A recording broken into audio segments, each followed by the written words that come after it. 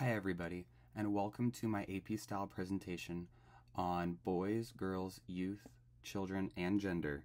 And today we're going to dive in deep on what they are and how we can apply our AP Style guidelines to properly represent this demographic in our writing. So how do we define boy, girl, youth, children, and gender within the context of AP Style? So boy, girl is defined as acceptable to describe males or females younger than 18 years old.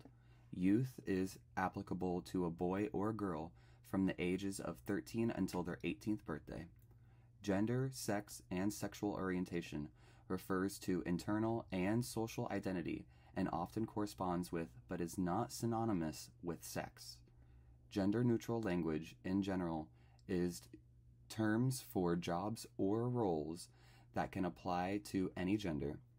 And then within criminal justice terms, juvenile and minor are broad terms that can carry legal connotations when sometimes there are none, or those connotations are besides the point.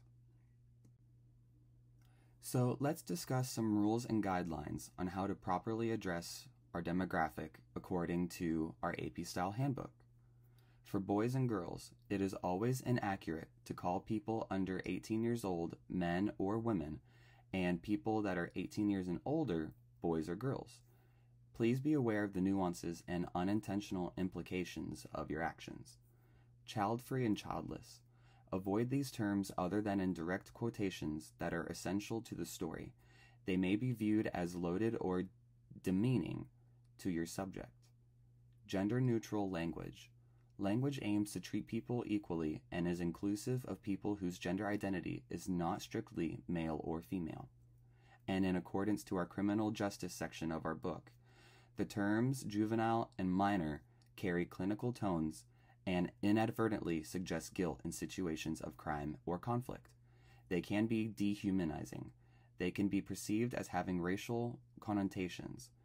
Their definitions can also vary across different jurisdictions. So how do we properly identify our subjects within our writing according to our AP Style handbook?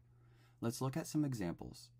For boy-girl, for example, referring to black males of any age in the context as boys, for instance, can be perceived as demeaning and call to mind historical language used by someone to address black men.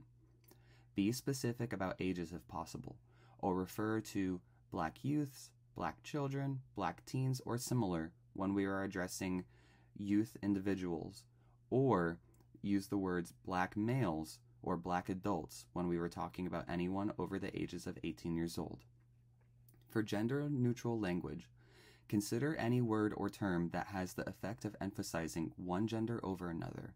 For example, use the word search instead of manhunt, or police officer instead of policeman or policewoman.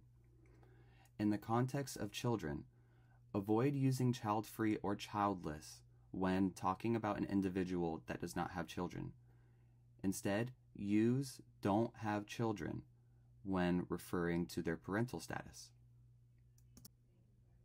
Let's talk about gender and gender identity. When we are referencing someone's gender in the written word, it is our responsibility to address our subjects in accordance to how they identify respectfully.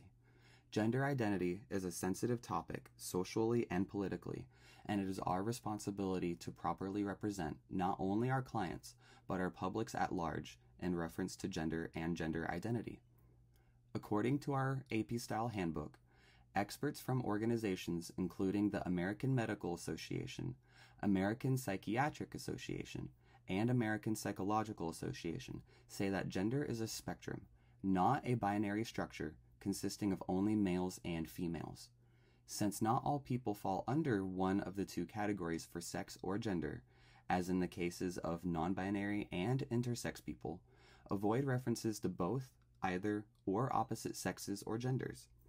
When we do not properly identify someone, it can be insulting and dehumanizing. The last thing we want to do as a PR practitioner is to be discriminatory in our writing.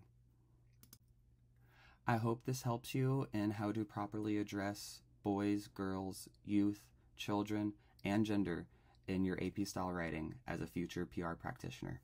Thank you for watching.